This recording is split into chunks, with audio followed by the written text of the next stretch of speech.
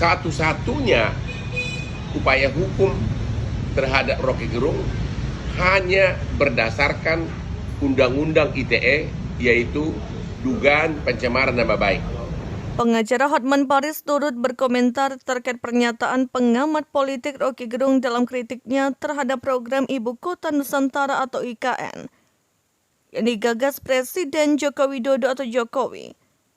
Seperti diketahui dalam kritiknya di hadapan massa organisasi buruh di Bekasi pada Sabtu 29 Juli 2023 lalu.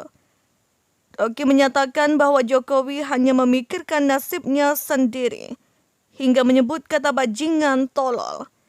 Terkait hal itu, Hotman mengatakan, menurut Undang-Undang atau UU ITE, Rocky Gerung sebetulnya dapat dilaporkan hingga jadi tersangka dalam kasus pencemaran nama baik. Terkait kasus Rocky Gerung, apa upaya hukumnya?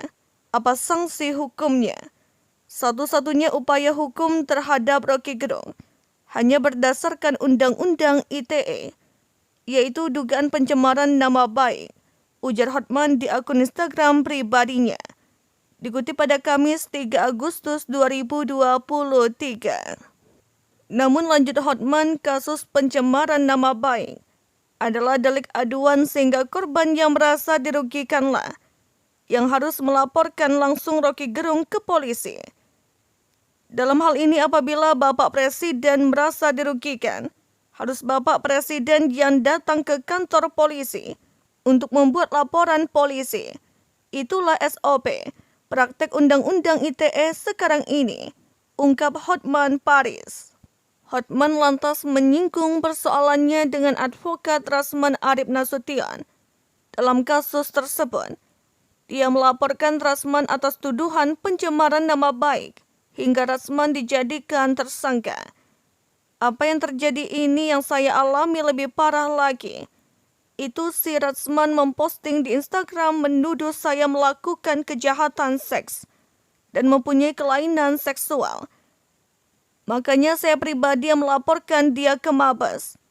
Dan dia sudah tersangka sekarang, kata Hotman. Terakhir, Hotman menekankan bahwa pencemaran nama baik adalah delik aduan, di mana Presiden Jokowi lah yang harus datang ke polisi untuk melaporkan Rocky Gerung agar laporan bisa diproses. Jadi pencemaran nama baik adalah delik aduan dan sesuai SOP. Harus korban yang membuat laporan sendiri. Dan dia yang harus datang ke kantor polisi. Itulah hukum yang berlaku sekarang ini, pungkasnya.